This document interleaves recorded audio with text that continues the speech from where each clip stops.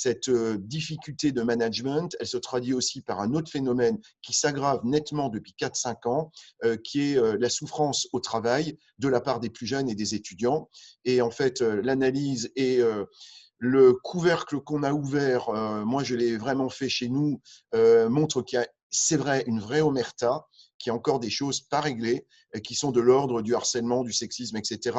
C'est vrai, même si c'est un peu instrumentalisé, il faut le dire de temps en temps, et j'aime pas trop cette façon de faire, mais voilà, il y a un vrai problème d'omerta, un vrai problème, et c'est souvent lié à un défaut majeur intrinsèque de management. La souffrance des étudiants, elle n'est pas que liée.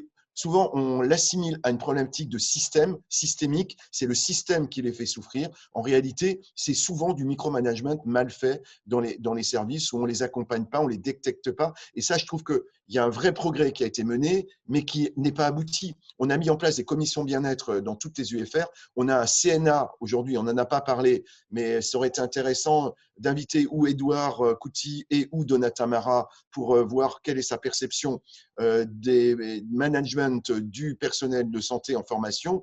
Aujourd'hui, on a quand même dû mettre en place, à la demande express du ministère, des ministères, un comité national d'appui pour former les coordinateurs, les médecins de l'hôpital à la prise en charge des plus jeunes. Si je viens de Mars et je regarde ça de loin, c'est presque surréaliste en fait, hein, presque surréaliste. Mais ça traduit vraiment, c'est de la sémiologie de base et ça traduit une vraie difficulté du système qui n'a pas su s'adapter et qui n'a pas la flexibilité d'ailleurs pour s'adapter. Parce qu'en fait, on doit s'adapter au public, on doit s'adapter aux usagers que sont les étudiants et les patients et ça demande une flexibilité de management absolument incroyable auquel on n'est pas préparé à ça, quoi. On n'est pas préparé à ça. Il y a une problématique véritable, et je m'arrête là, de priorisation, de la hiérarchisation des tâches et des formations. Et en fait, quand on regarde un peu dans la priorité que les gens font de leur tâches de formation continue, en fait,